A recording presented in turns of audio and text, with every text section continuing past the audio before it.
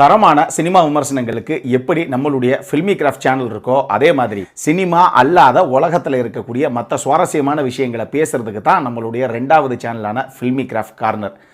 அந்த சேனலுடைய லிங்கை கீழே நான் டிஸ்கிரிப்ஷனில் விடுறேன். அந்த சேனலை பார்த்து பிடிச்சிருந்தது அப்படின்னா சப்ஸ்கிரைப் பண்ணுங்கள், உங்களுடைய ஃபேமிலி அண்ட் ஃப்ரெண்ட்ஸ் எல்லாத்துக்கும் ஷேர் பண்ணுங்கள்.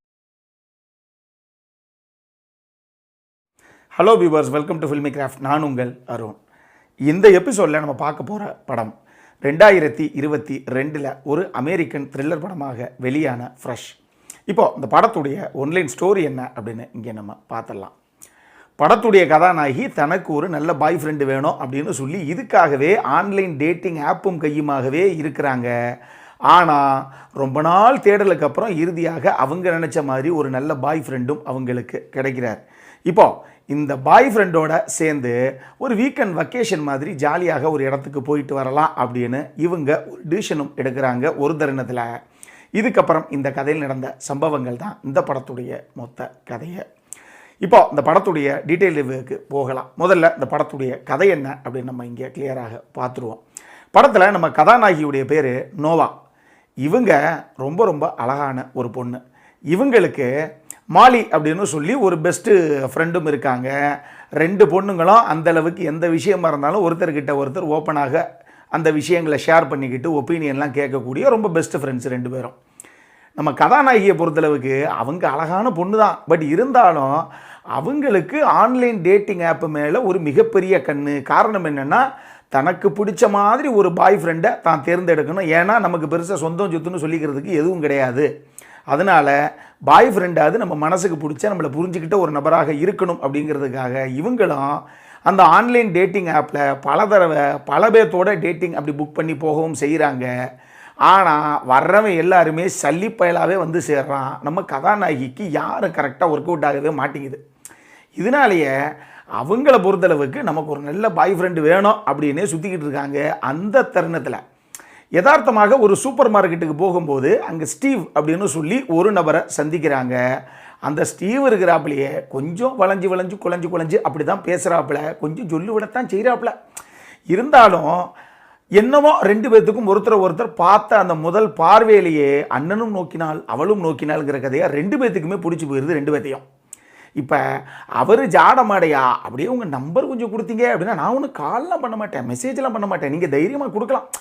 ஏதாவது ஒன்றா எனக்கும் ஒரு ஃப்ரெண்டு இருக்காங்க அப்படின்னு என் ஃப்ரெண்ட்ஸுக்கிட்ட நான் பெருமையாக சொல்லிப்பேன் பாருங்கள், ஒரு நம்பர் இருந்தால் கொடுங்களேன் அப்படின்னு லைட்டாக லாவகமாக நம்ம கதாநாயகியுடைய நம்பரையும் அவர் வாங்கிடுறாரு. வாங்கினாலும் இதே மாதிரியே நம்ம நைட்டு லைட்டாக அப்படி போய் அந்த பாரில் உட்காந்து பேசுவோமே அப்படிங்கிற மாதிரி கதாநாயகி கிட்ட ஓகே பண்ண வச்சு நைட்டு போய் ரெண்டு பேரும் நல்லா அந்த பாரில் ட்ரிங்க்ஸ் எல்லாம் சாப்பிட்டு ரெண்டு பேர்த்துக்குமே ஸ்ருதி அளவுக்கு அதிகமாக ஏறி போய் கடைசியாக பார்த்த முதல் நாள்லேயே பூவுக்குள்ளே வண்டு பூந்து கஜகஜா கிஜி அப்படின்னு பல மேட்ரும் ஆகி போயிடுது. இதை மறுநாள் இவங்களுடைய அந்த தோழி இருக்காங்களே மோலி, அவங்கக்கிட்ட வந்து கதாநாயகி சொல்கிறாங்க, பார்த்த முதல் நாள் எப்படி சம்பவம் ஆகி போச்சுப்பா அப்படின்னு. இதில் கதாநாயகியுடைய நண்பி இருக்காங்களே அவங்களுக்கு அப்படி போயிட்டீங்க, அது ரைட்டு தான்.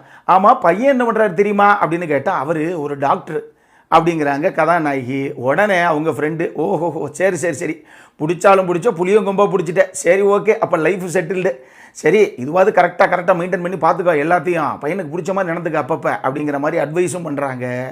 இந்த தருணத்தில் அந்த பாய் ஃப்ரெண்டான ஸ்டீவ், எனக்கு ஒரு பெரிய ப்ராப்பர்ட்டி ஒன்று இருக்குது, நம்ம இந்த வீக்கெண்டு ஜாலியாக ஒரு அவுட்டிங் போகிற மாதிரி, ஏன் அப்படி ஒரு வெக்கேஷன் போகிற மாதிரி ஜாலியாக போயிட்டு வரக்கூடாது அப்படின்னு சொல்கிறாரு. கதாநாயகியும் இதுக்கு வழக்கம் போல் தன்னுடைய ஃப்ரெண்டுக்கிட்ட சொல்லி பல ஐடியாக்களையும் வாங்கி பையில் போட்டுக்கிட்டு சரி ஓகே போவோம் அப்படின்னு சொல்லி அந்த பாய் ஃப்ரெண்டோட கிளம்பவும் செய்கிறாங்க. ஆனால் இதுக்கப்புறம் இவங்க சந்தித்த சம்பவங்கள் தான் இந்த படத்துடைய மொத்த கதையை. இந்த படத்தை பொறுத்தளவுக்கு எனக்கு ரொம்ப ரொம்ப பிடிச்ச விஷயங்கள் என்ன அப்படின்னா, ஃபஸ்ட்டு பர்ஃபார்மன்ஸ் தான்ப்பா.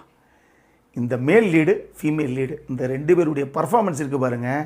மேல் லீடாக செபாஸ்டியன் ஸ்டான் தான் பண்ணியிருப்பார், ஃபீமேல் லீடாக டெய்சி எட்கர் ஜோன்ஸ் அவங்க தான் பண்ணியிருப்பாங்க. ரெண்டு பேரும் எப்பா சான்ஸே கிடையாது. இதை நான் சொல்கிறத விட இந்த படம் பாருங்கள், கதாநாயகனுடைய ரோலை பார்க்கும்போதெல்லாம் அதை நான் அதிகமாக பேச முடியாது. ஒரு வித்தியாசமான செம ஸ்மார்ட்டான ஒரு ரோல், அது வேறு லெவலில் ஒரு பர்ஃபார்மன்ஸில் தெரிக்க விட்டுருப்பார். கதாநாயகியுடைய ரோலை பார்க்கும்போது கொஞ்சம் ஈஸியான ரோல் மாதிரி தான் தெரியுது என்ன அப்படிங்கிற மாதிரி நமக்கு தோணும். பட் ரொம்ப ஹெவியான ரோல் அது. இவங்க 2 பேரும் உட்காந்து அந்த டைனிங் டேபிளில் உட்காந்து சாப்பிட்ற மாதிரி ஒரு சில காட்சிகள்லாம் இருக்குது. அதிலலாம் பர்ஃபார்மன்ஸ் அள்ளி தெறிக்க விட்டுருப்பாங்க ஹீரோயினை. நீங்கள் பாருங்கள். நான் அந்த கதாபாத்திரங்கள் எதையுமே உங்களுக்கு விவரிக்கவே கிடையாது. என்ன உள்ளே இருக்கக்கூடிய அந்த ட்விஸ்ட்டு மேட்ருங்கிறதெல்லாம் எதையும் சொல்லலை. இதில் ஒரு கதாபாத்திரத்தையும் அது பேசுகிற அந்த நடவடிக்கை அதனுடைய பிஹேவியர் எல்லாம் பார்க்கும்போது சும்மா மூக்கிலே ஓங்கி ஒன்று விட்டா என்னங்கிற அளவுக்கு ஒரு வெறி நமக்கே வரும் அப்படின்னா அது பர்ஃபார்மன்ஸு. அந்த கதாபாத்திரம் எழுதப்பட்ட விதமும் சரி, அந்த கதாபாத்திரம் பர்ஃபார்மன்ஸில் அதை ஸ்க்ரீனில் கொண்டு வந்த விதமும் சரி, அட்டகாசம். இது நான் எங்கே யார் எதுவுமே சொல்லலை. நீங்கள் படம் பார்த்து தெரிஞ்சுக்கங்க. வேறு லெவலில் பர்ஃபார்மன்ஸ் இருக்கும் இந்த படத்தில் எல்லாருக்கிட்டேயும் இருந்து. குறிப்பாக இந்த 2 பேரை நீங்கள் குறிப்பிட்டே ஆகணும். அட்டகாசமான டாப் நாச்சான ஒரு பர்ஃபார்மன்ஸு 2 பேர்கிட்டையும் இருந்து. அதே மாதிரியே இந்த படத்துடைய கதைக்களம் டெஃபினட்டாக த்ரில்லர் ரசிகர்களுக்கு பிடிச்சே தீரக்கூடிய ஒரு கதைக்களம். டெஃபினட்டாக சுவாரஸ்யமான கதைக்களம். நிச்சயமாக நீங்கள் பார்க்கலாம். பவலுடைய சினிமோட்டோகிராஃபியும் இந்த படத்தில் நீங்கள் குறிப்பிட்டே ஆகணும். அதுவும் இவங்க போகிற இந்த வீடு ஒரு பங்களா வீடு மாதிரி இருக்கும். அந்த வீடுக்கு உள்ளே இருக்கக்கூடிய அந்த இன்டீரியர் லைட்டிங், உள்ளே இருக்க இன்டீரியர் ஷாட்ஸ், அதுக்கான லைட்டிங் பண்ண விதமெல்லாம் வேறு லெவலில் பண்ணி தட்டி தூக்கியிருக்காப்புல பவல். அட்டகாசமாக இருக்குது. விஷுவல் பயங்கர ரிச்சாக இருக்குது. எல்லாம் செலவழித்து எடுத்திருக்காங்க அப்படிங்கிற அளவுக்கு இருக்குது. ஒரே வீடு தான், ஆனால் அந்த அளவுக்கு தெரிக்க விட்டுருக்காரு விஷுவல்ஸு எல்லாத்தையும். இதை தாண்டி ஒரு முக்கியமான, இது ஸ்பாய்லர்னு சொல்ல முடியாது, ஆனால் ஒரு முக்கியமான விஷயத்தை சொல்லிடுறேன். இந்த படம் ஒரு சில பேர்த்துக்கு கொஞ்சம் டிஸ்டர்பிங்கான ஒரு மைண்ட் செட்டை கொடுக்கலாம். ஒரு சில பேர்த்துக்கு ரொம்ப டிஸ்கஸ்டிங்கான ஒரு ஃபீலையும் கொடுக்கலாம். அருவருப்பான ஒரு ஃபீலையும் கொடுக்கலாம். அந்த மாதிரியும் ஒரு சில விஷயங்கள் இருக்குது. இதை மைண்டில் வச்சுட்டு பார்க்கணும் அப்படிங்கிறவங்க மட்டும் அதுக்கப்புறம் அந்த படத்தை பாருங்கள். அடல் கான்டென்ட்டை பொறுத்த அளவுக்கு இந்த படத்தில் அடல் கான்டென்ட் இருக்குது. இந்த படத்தை நீங்கள் ஃபேமிலியோடு பார்க்குறதுக்கு வாய்ப்பே இல்லை. இப்போது நம்மளுடைய அடுத்த செக்மெண்ட்டான இன்ட்ரெஸ்டிங் ஃபேக்ட்ஸ் அபவுட் தி மூவிக்கு போகலாம்.